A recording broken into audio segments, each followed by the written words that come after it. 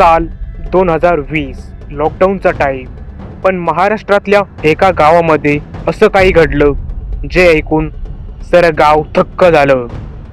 एक साधं सरळ कुटुंब, मेहनती नवरा, पण त्यामागे चालू होतं दुसरंच काही.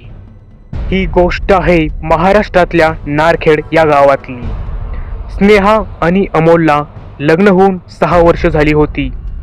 एक त्यांना मूल बी होतं. अमोल एका प्रायव्हेट कंपनीत काम करत होता आणि त्याची बायको बी सुद्धा एका स्कूलमध्ये मेसचं काम करत होती.